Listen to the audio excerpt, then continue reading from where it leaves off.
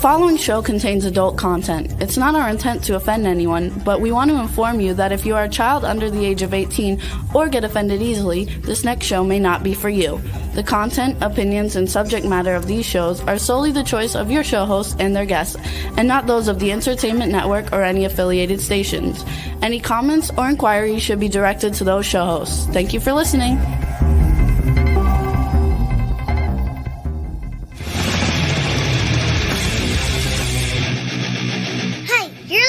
To the Adventures of Pipeman on W4CY Radio.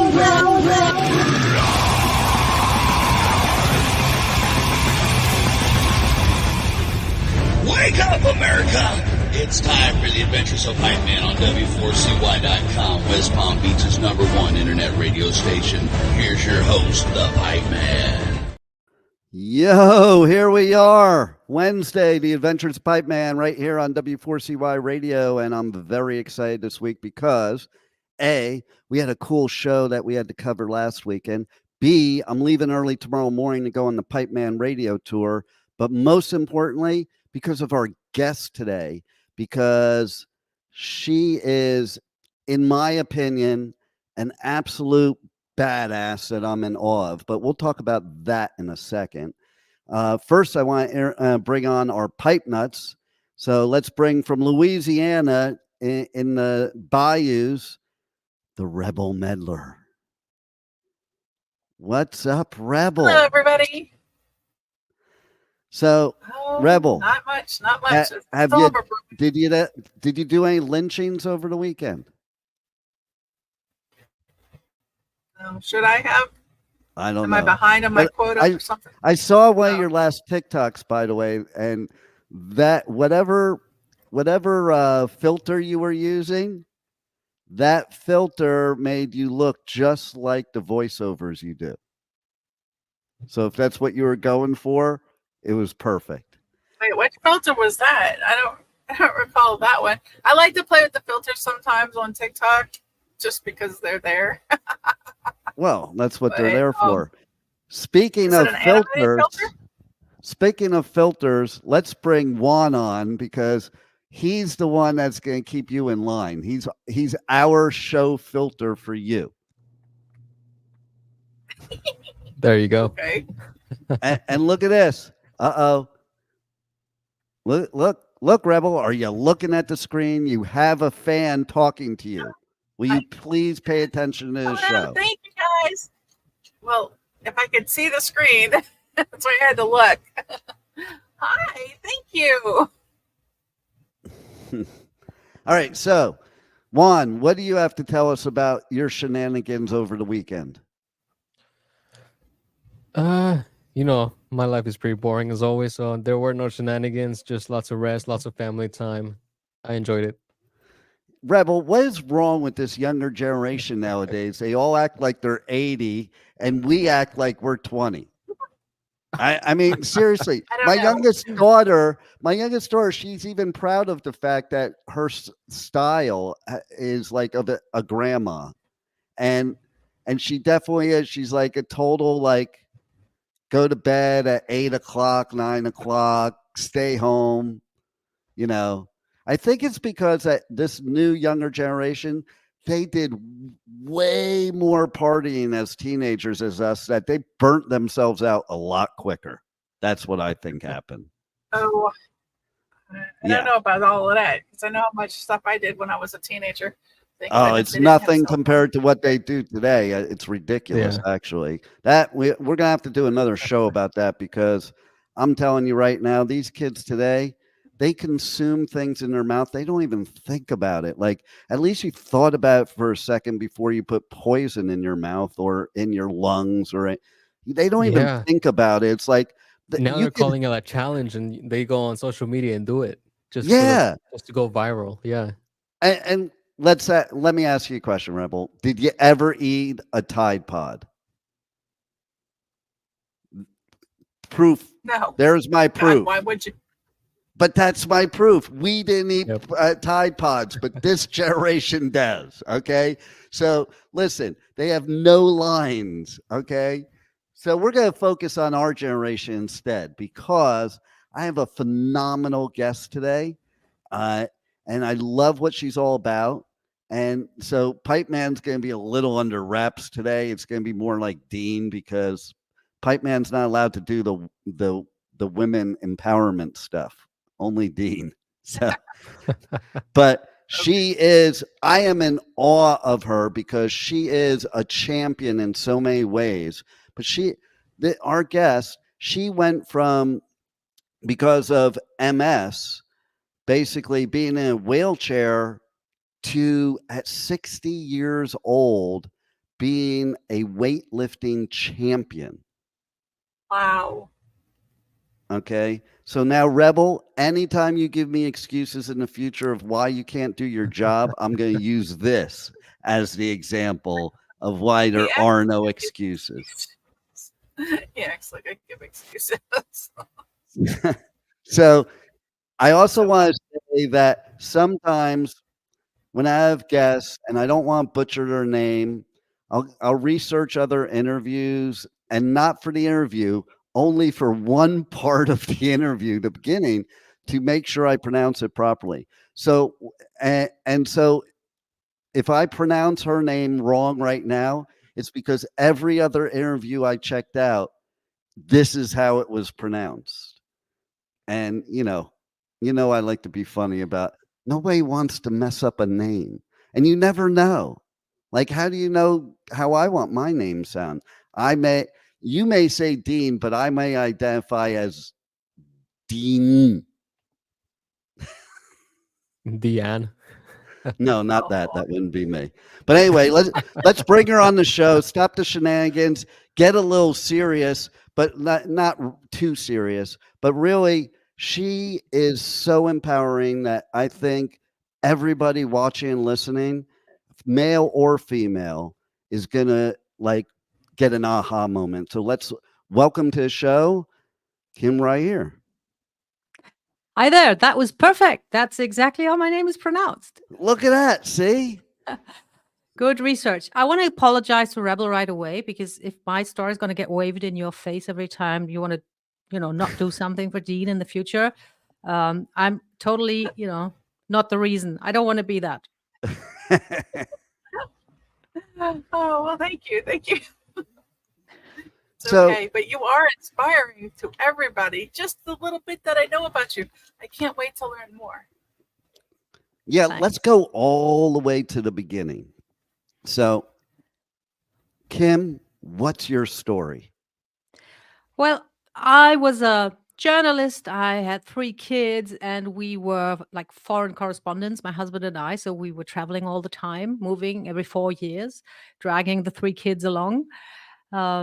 And it was when we were in Berlin, and I was for once not working as a freelancer because he got the jobs and the assignments, and I was the freelancer sort of following along, the wife.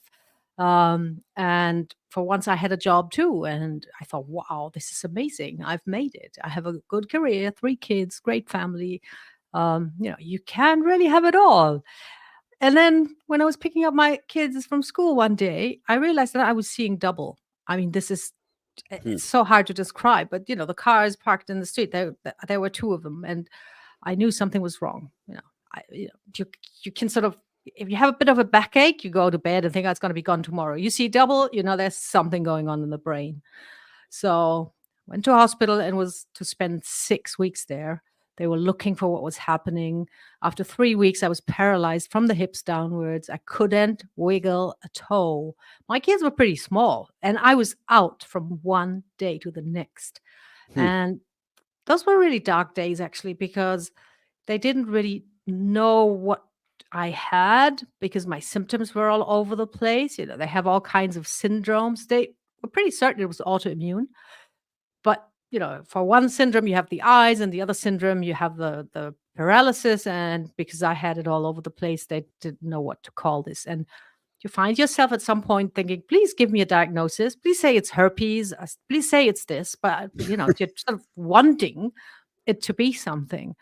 And they gave me all kinds of treatments, all kinds of shots and infusions. And one of them must have worked because I got better. I got the feeling in my legs back. And after 6 weeks, I could leave the hospital. That was just the day before Christmas.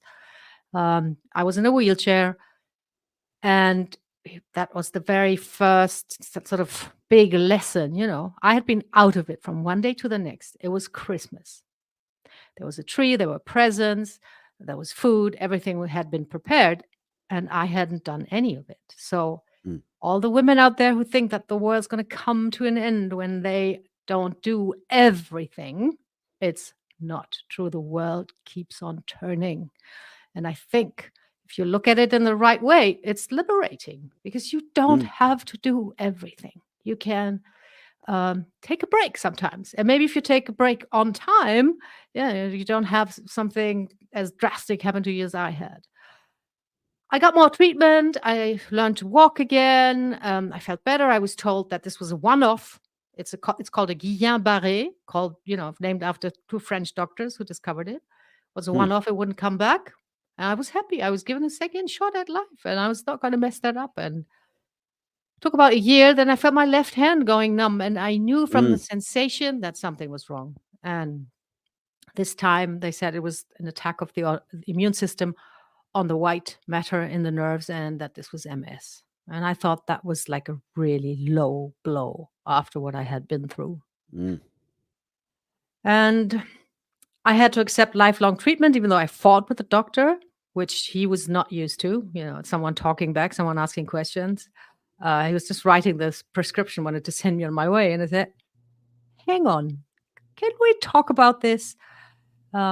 And I asked him so many questions. I didn't want the lifelong treatment because I was losing my power again. I had been like a thing in the hospital. I couldn't even go to the toilet by myself. I didn't want to give my power away again, but I had to accept this. So I asked him if I could exercise because, yes, my left hand is numb to this day, but I could walk. And after my experience in the hospital, I was very grateful for being able to walk and move. And I said, can I exercise? And he said, yeah, you want to be careful, which doesn't mean anything. It just means that I'm a doctor. I don't really know about exercise, so I'm not going to say anything, but I'm going to try and scare you just a little bit so you don't do anything crazy. And to this day, I'm very glad that I didn't listen to him. I went to the gym, and I had this weird desire, this very strong desire. I just wanted to become insanely strong. I think it was probably because I wanted to get control back over my body, which had betrayed me just a little bit. And a nurse I talked to who showed me how to inject myself, she told me exercise is good for MS. It makes you fatigue resistant. So I just went for it. And I started lifting heavy shit. I like how you put that. And so one of my questions is, when you went back to a doctor after living and lifting heavy shit for a while, did you kind of go back and say, I've been lifting this heavy shit and it's been helping me? I never got the chance. You know why? You didn't Remember, go back to we that were doctor? moving. We were moving all the time. So my first illness was in Germany. This diagnosis was in France. And then when I got like really strong and fit and better with every checkup, we were in Spain. And I'm very grateful for this because my Spanish neurologist, after watching me for 3 years, like the checkups took like 2 minutes. There's, you walk back and forth and have this thing with the eyes where you follow his finger with the eyes. And he said, you're fine. You can go. And after 3 years, he said, how do you feel about stopping the treatment? So how do I feel about stopping? Hell yes, I want to stop the treatment. Yeah. And that's like 7 years ago. And I haven't had a treatment or a relapse since. Wow. And I don't know. I attribute it to 2 things. One, the weightlifting, the strength. B, the mindset. And you now coach women that are, around our stages, not ones. He's one of those, goes to bed at 8:00 kind of generations. But seriously though, you help women that are our stages of life to realize that you can basically do whatever you put your mind to it. So let's tell people a little bit about that. Yes. I'm not claiming that you can cure MS with strength training, but what you're saying about the training and the mindset, that's absolutely exactly to the point, spot on.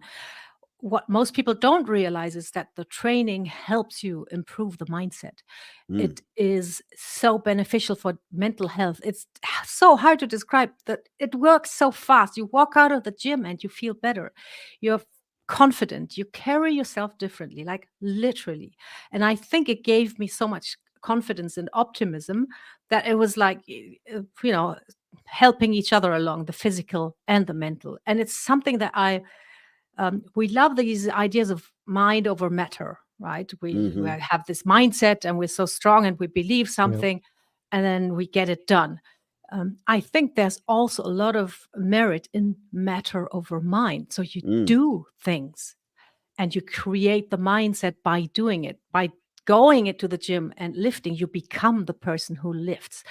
The other way around is much harder, I think. If you wait for this epiphany or for this thing to wash over you, like motivation descending upon you from the heavens, you can be sitting forever. yeah. By doing small things all every day, that's how you change, and that's what I do with the women I work with. We start with 15 minutes a day, strength training in the comfort of your home. So there's no resistance, no obstacles. You don't have to drive. You don't even have to get changed. You can do it in your pajamas. You can do something right away. You do the small things. You do that daily. And most of them after 2 weeks say something like, oh my God, I have so much energy. I feel so much better, so much stronger. You know, I gotta tell you that one thing I liked about what you said there, people tend to, when they haven't done any kind of exercise, fitness, activity in a while, they tend to overdo it in one day and then they're done.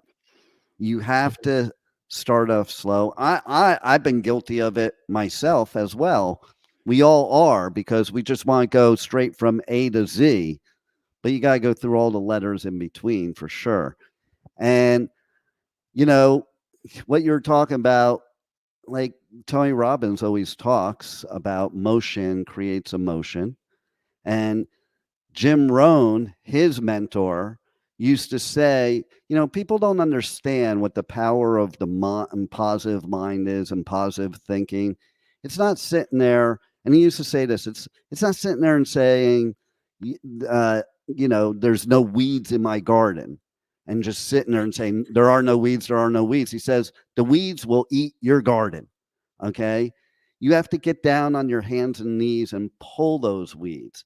That's the power Mhm. of positive thinking, the action. It's not just saying it.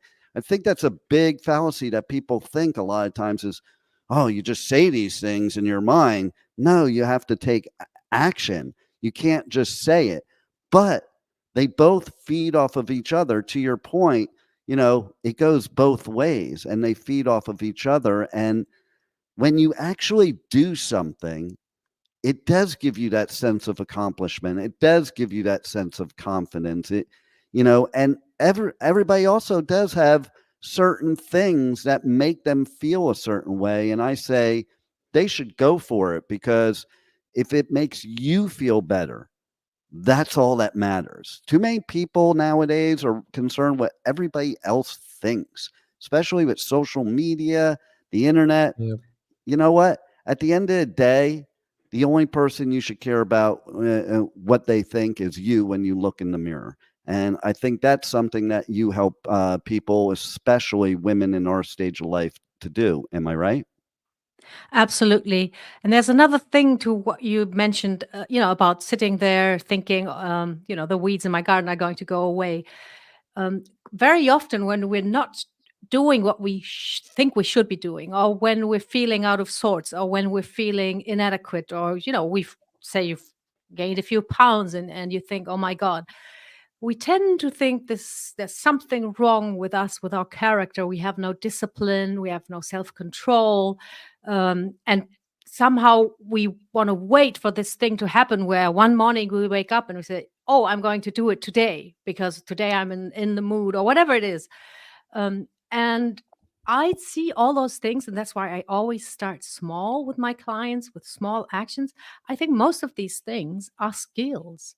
So Mm. it's not to do with you being a bad person or a lazy person or an undisciplined person, is especially in our day and age where we have to fight for our right to move and we have to defend ourselves against the onslaught of 24/7 food opportunities. It's skills. It's skills that we haven't learned. It's not easy. It's not easy to not eat everything that's thrown at you because our brain is still like, like a Neanderthal and thinks, oh, food, we need that. Mm. So I think it's Especially if skills. it's chocolate. Well, it depends. Everybody's got their special Well, point. that's mine. Yeah. And when you view it as a skill, I think that is so liberating because it's not about your character. It's not about your value or virtue as a person. It's just about learning something small that you can do today that will make you feel better and will make you feel great. I think it takes so much weight and shame and guilt out of the whole equation. It's just a small thing I need to learn. I do it today, I do it again tomorrow, and then I get better and better. And that's how I evolve, and that's how I sort of become the captain of my ship and don't feel like I'm tossed around by moods and weird feelings and of inadequacy and not being good enough. I'll also add to that, basically there's a lot of mental illness right now, and there's a lot of people that are depressed. And think about it, that 2 years of lockdown, that causes that because being active, doing things like you are coaching people and teaching people to do, on it creates endorphins that makes you feel good. That's why when you walk out of the gym, you feel great. It's what you said, the accomplishment of it, the feeling good about it, but it's also chemical that putting your body in motion like that will create the endorphins and the emotion of a positive, euphoric feeling. We don't need big pharma for a euphoric feeling. We need ourselves and our own bodies. Absolutely. And you even create neural circuits when you train. And what I always Mhm. I always try to explain it like this. When you train in the gym, or I know you don't have to be in the gym, you could be at home and train with the Mhm, weight of your own body. But what are you doing? You're overcoming resistance, right? mhm. Like the barbell, it's on the floor. It doesn't want to go up because of gravity. So you have to lift it up. You have to overcome that resistance. And I think your brain creates those pathways, and you have, like, literally in your bones and in your fiber the experience that you can overcome resistance. And I think that carries over into other parts of your life because you will not just be like, oh my God, things are not going my way. What am I going to do? You would have like this instinctive memory. Okay, this is not going my way. What can I do to sort of change that? What can I do next? And that's also one of the benefits when you lift. You know that resistance doesn't have to stop you. Mm. So, Juan, speaking from the younger generation, what are your thoughts about what Kim is saying, and what do you do specifically to get active or make yourself feel better and all that good stuff and stay healthy? Well, other than obviously having a healthy like food lifestyle type thing, and going to bed at a reasonable hour to get my full 8 hours of sleep. In the mornings I go to the gym before coming to work, so I'm lifting, I'm doing cardio, I'm doing all these other things. So I'm pretty good at that. Keeping up with my, I guess, like my fitness goals. Nice. So like I've always been good at that, but I do like the idea of like the mind is a powerful tool because like if you think about it, right, there's a reason why the placebo effect is so effective, Mhm. right? They give you something that you think is gonna make you better, you feel better, but they gave you nothing. Like they just gave you the idea of getting better. It works the other way too. Like, I have so many times in my life seen people like create a panic attack or create anxiety. It doesn't mean it doesn't exist. And I think that's what people don't understand. It's that sometimes you either create it or make it worse. Or Right. the things we do, that the worrying about everything. You know, and one of my biggest things is people spend so much time worrying about things that may or may not ever happen. You know, and I mean, funny, going back to my daughter, I'm going to tell a story about her for a second. And by the way, Kim, the introduction where they're talking about this is an adult show and blah, blah, blah. That was my daughter doing the voiceover, the one that never heard me curse till she heard me on the air. So Wow. she's the So one she was, doing my disclaimer that I might yeah, curse. amazing. That's so beautiful. But we did have a scenario one time as a perfect example, because my kids get annoyed with me about when I talk about worry. Okay, and we were playing on a softball team together, and I had coached her for many years, and then she became an adult. So I'm like, come on, we'll go on the same team. And one night after the game, you know, when you're on a softball team, the whole team goes to a restaurant to go have dinner and drinks and what have you after the game. So we left her car over at the field, and we took my car, like, instead of taking separate cars. She was kind of hesitant of leaving her car there. I'm like, don't worry about it. But then when we're at the restaurant, it just pops in her head out of nowhere.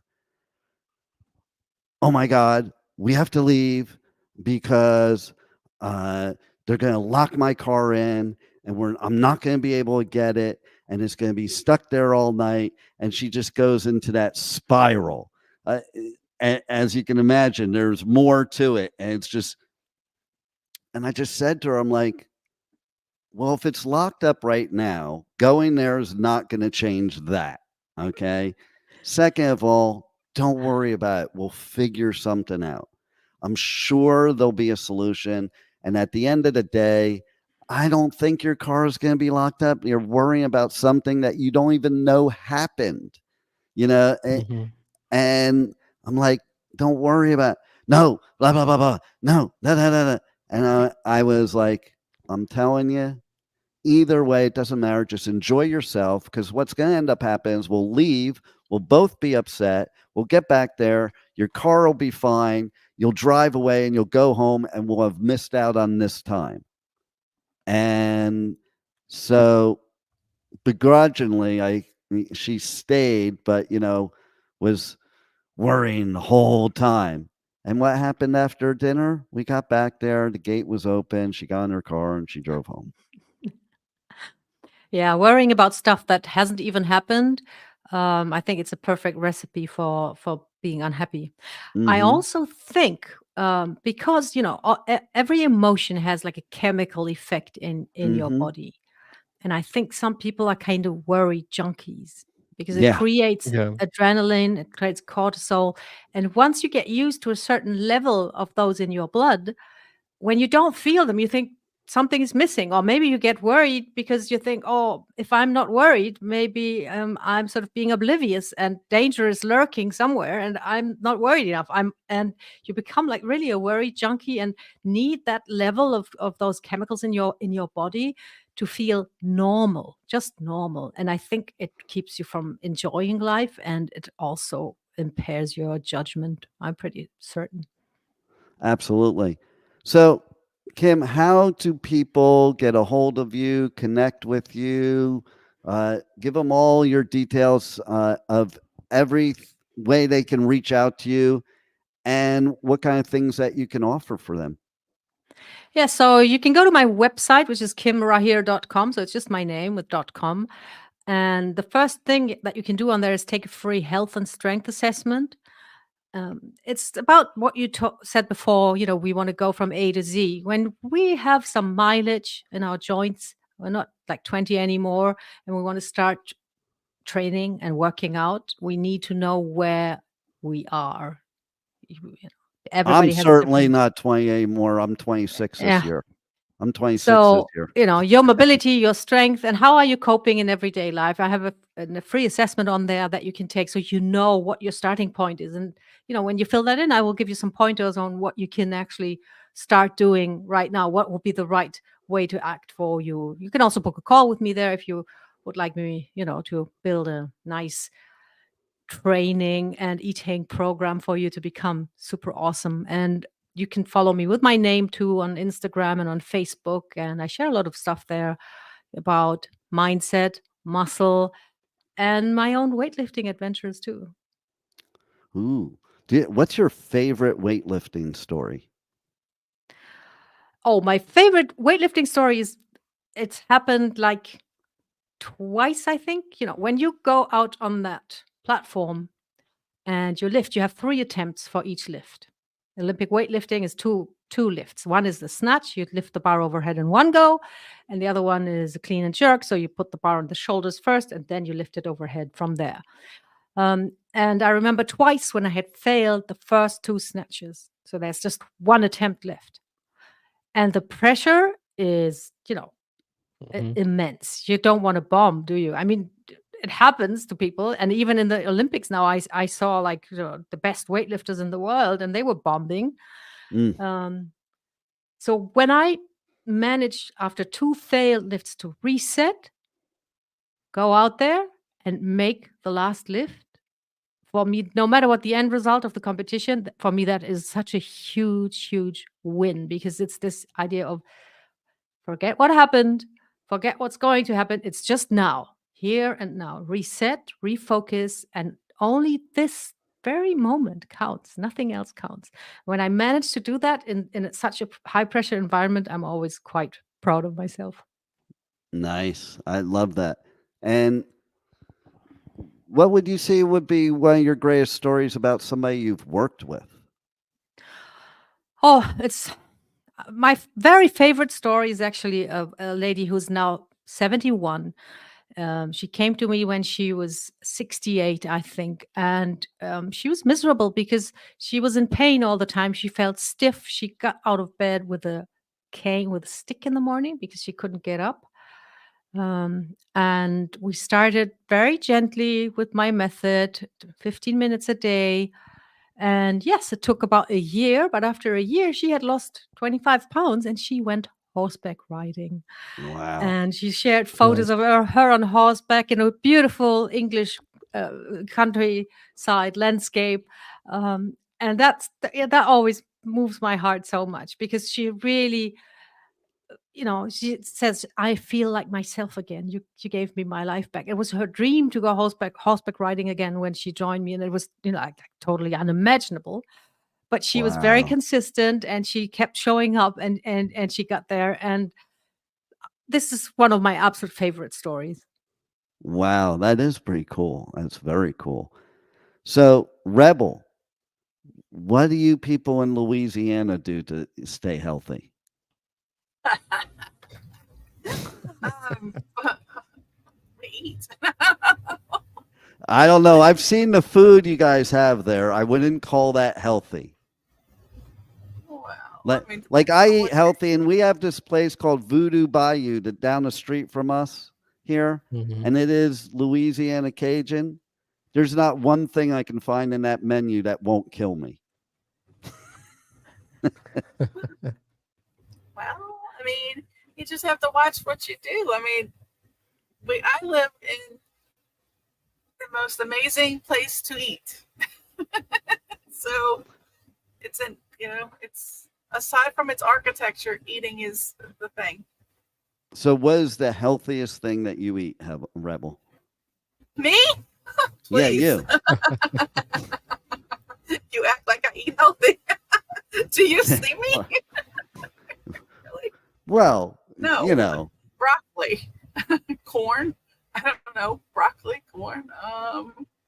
So corn, That's that's the one that you're going to put on your healthy list there.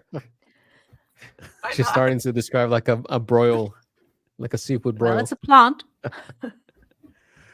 Well, corn. you guys, you take the corn on a cob and you put it on the grill and you cook it and you eat it. It's nice. grilled corn. It's good. There's a reason. There's a reason it comes out the same shape it went in, because your body's not using any of it. Well, they say that, but if you look it up, see, I was under the impression that corn had no nutritional value, but that's not true because we looked it up this weekend. And if you You're look right. it up, it actually does have nutritional value, and it's fiber, and it grabs all, the stuff that might be stuck in there and helps it move along. So, Well, Well, there's a looked it up. bonus. I just looked it up and it says it's high in carbohydrates and fiber. Yeah, the fiber's good. The carbs, not so much. But your body needs carbs. I just had some corn for lunch, so I'm just busting your chops. But but no, the carbs thing, I always used to think that way too, and then I got diabetes. But I reversed Kim doesn't even know this. I reversed diabetes 6 months with just food, no meds. Never have taken a med. Will never take a med. And you learn a lot too. That's the other thing. That's why you need to hire a coach like Kim, because there's 2 reasons you need to hire a coach like Kim. One is because you need to really find out what works for you, because there's no cookie cutter thing out there, and trust me, from somebody, I have a naturopath that I use. I have people that are professionals. I don't just rely on myself, but I do my own homework, and I am my own advocate. And you can test and see certain things, what work, what don't work, but a coach can help guide you in the right direction. Because fact of the matter is, just the same conversation we're having here right now, Rebel, shows why people need a coach. Because people that live in Louisiana and they eat all that good food, they need somebody to guide them to stay alive. Because well, food can kill you. That's the point. In moderation. and it can help you. But if you're eating everything fried, oh no, that's very Louisiana, isn't it? Those boudoir balls, or what is it? The boudoir balls, or whatever they are. Boudin. The boudin balls. The boudin balls. I wouldn't exactly call that healthy. But what I'm saying is that seriously though, I had somebody that guided me. I would have never been able to reverse the diabetes on my own. Okay. Because after you start learning about this stuff, you read the labels, especially here in America. Kim's so lucky to be in Europe, because we just have poison in our food over here. It blows my mind. You can have the exact same product here and in Europe, and they have totally different ingredients and a lot less of them, and even the bad stuff like Cocoa Puffs. I love Cocoa Puffs. I can't eat Cocoa Puffs in the United States because they have 58 grams of sugar and 10 different chemicals, and you can't even pronounce most of the things that are in it. In the Netherlands, when I was living there for 2 months, their Cocoa Puffs had 3 ingredients and 3 grams of sugar. And it tasted just fine to me, and I could eat it. You'd be amazed at what they put junk into. Why do we're talking about vegetables. Why do they put sugar in frozen broccoli? That's what I'd like to know.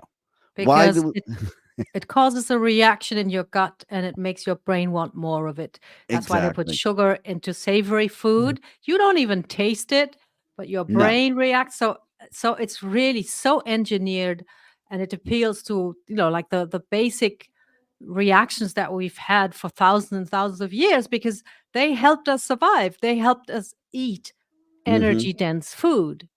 They helped us eat food that had tons of calories because we needed those. They were scarce at the time. And now we have the same reactions, the same instincts, but it's killing us. It's like you're saying, some people call this an evolutionary trap, actually, because we evolved to have certain functions and reactions, and the way the world is now makes it that this becomes outright dangerous for us, because we will overeat, we will not move, and we will sort of let our bodies go to waste like that.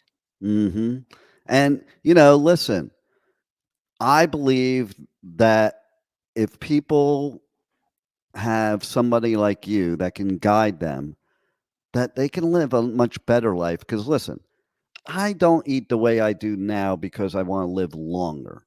That's not the reason. I do what I do now because I want to do all the things I enjoy doing, like surfing, skateboarding, traveling. The list could go on and on.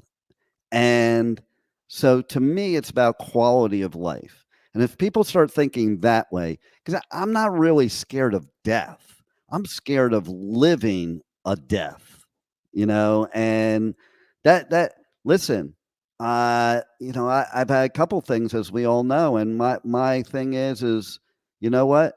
I'm going to live the life I'm used to living no matter what health conditions there are. So then I need to make other adjustments in life. And when you need to make those other adjustments, you do need a coach like Kim, because you need somebody to be accountable to as well.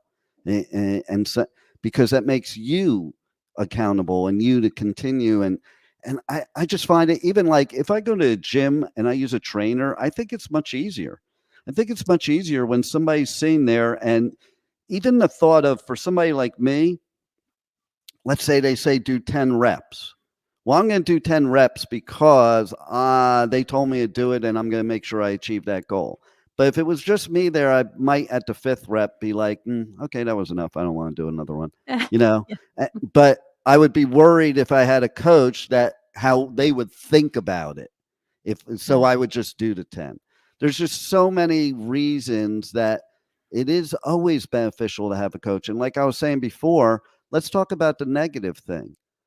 And I hate to say it, but somebody we love dearly that was part of this network is not with us anymore because of doing things a natural way without a coach. Because you know what? Doing healthy things, if it's done the wrong way, it can be detrimental to your health. So if you are somebody like me who had diabetes and I decided to go into a juicing program, that would probably kill me because that would elevate my sugar. Now, I think I'm doing something healthy, but I didn't have somebody to tell me, hey, you have diabetes, you can't juice. And so, there's just many good reasons, and there's, that you shouldn't be on this journey alone. And that's where Kim can help you. So why don't you tell everybody once again how they can best reach out to you, and even just to have a conversation to see if you guys have chemistry to where you can help them and work with them. Absolutely. So it's kimrahir.com is my website, and you can find me with my name on Facebook, Instagram, and I'm happy to have a messenger conversation about where you're at now, what you want to achieve, what your obstacles are. And I think it's really, what you said is really great, because these things are skills, as I said before. And you wouldn't go, to have a driving instructor when you learn driving, and now to eat and train right for your personal situation, because health is relative. What's healthy for you is not healthy for someone else, exactly as you described. Those are all skills. And why don't you want a professional to show you that skill instead of losing a lot of time and energy trying it on your own? So I totally agree with what you said. And I told Kim before the show, okay, you're going to be on for 15 minutes. And I've kept her on a lot longer because this is so important and it's so helpful. And so everybody needs to reach out to Kim or tell a friend or what have you. And now we're going to talk about what else is healthy for the Pipe Man, and that is the Pipeman Radio Tour. And so last weekend, okay, so here's my adventures last weekend. I have to do like the short story version, okay? I went surfing, speaking about active and health and stuff. Like, I went surfing. The place I went is about 2 hours north of here. Okay. Went up to Sebastian Inlet, went surfing up there for like 5 hours. Okay. And normally after you're surfing for 5 hours, first of all, when you're going that long, you're ultra tired. I don't care who you are. And you usually just want to go home and gel and take a shower and just chill out. That's not the pipe man. Pipe man gets out of the water, gets a phone call. Hey, need to go to the West Palm Beach Amphitheater, the I Think Financial Amphitheater here, because Megadeth, Mudvayne, and All That Remains is playing, and there's a ticket waiting for you at the venue. Doors were at 6:30. It was 4:25 when I got that phone call, and I had just gotten out of water in Sebastian. So I did not go home. I did not shower. I did not rest. I did not even eat, but I knew there was going to be like a healthy place to eat at the amphitheater, so I wasn't worried there. And I drove 2 hours straight to cover that show. Not dressed like I should for that show. I was dressed like I just went surfing. And I think, okay, I wiped out on a wave, okay, and don't tell anybody, but I think the whole time I was at the show, I had sand in my butt, okay, but don't tell anybody. Oh, nice to know. That must have been gritty. Yeah, well, you know, Is that what they call TMI? It might be, but don't tell anybody because it is TMI, okay? And Just what are you talking about? I'm just telling you guys. no, we're live on the air. You just told the whole world. Oh, well, I guess the cat's out of the bag. You can tell anybody you want now. I didn't know that. Juan, I thought you had our mics off. Okay. No, I asked everyone to cover their ears while you talked, so we're good. So now tomorrow morning, I have to get up at the butt crack of dawn. You know, got do that segue. And I got to get to Fort Lauderdale Airport. I have to be there by 7:05. It's about an hour, 15 minutes away from me. And then I'll be going off to Oklahoma. You know, never in my life, okay, this New York, New Jersey Italian Jew never thought he'd say he'd be excited to go to Oklahoma, okay? But I am excited to go to Oklahoma, okay? Because in Oklahoma, there's only one thing worth going to Oklahoma for, and that's Rocklahoma.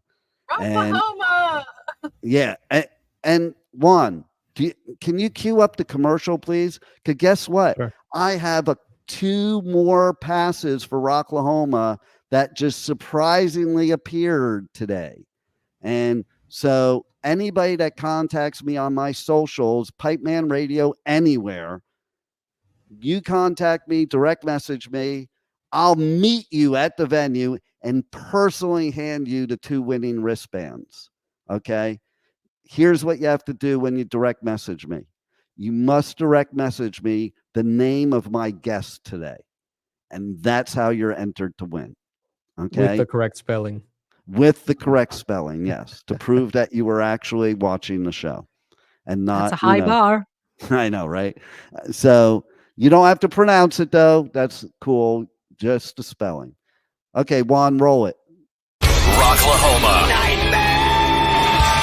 America's biggest Labor Day party is back with the loudest lineup yet. This August 30th through September 1st in Pryor, Oklahoma, with, for the first time ever, Avenged Sevenfold, Slipknot, Disturbed, Evanescence, plus A Day to Remember, Lamb of God, and many more. Passes and camping on sale now at rocklahoma.com, starting at $10 down. Nice. That's where I'll be. I'm leaving tomorrow morning. Is the one festival that I actually camp at. Usually I don't camp, but this festival, first of all, is one of the best camping festivals in the United States. Number one. Number two, there ain't a hotel anywhere, God knows where, near this venue. Okay. But there are things that go on. You're going to want to win tickets. You're going to want to enter the campground. Tomorrow night is the pre-party. All weekend long, I already have 20 interviews lined up, and there's going to be more. So I'm looking to break records here at Rocklahoma this weekend on Labor Day weekend. And then We'll be back next week to recap it and talk about the rest of the Pipeman Radio Tour. Kim, thanks so much for being on and helping the people that you do. Thanks for having me. My pleasure. And Rebel, thanks for allowing me to never have to enter Louisiana. And Juan, thanks for keeping my mic on when I'm talking about sand in my butt. Okay. Everybody, tune in every week, 1 p.m. to W4CY Radio, W4CY.com for the Adventures of Pipeman. Roll it, Juan.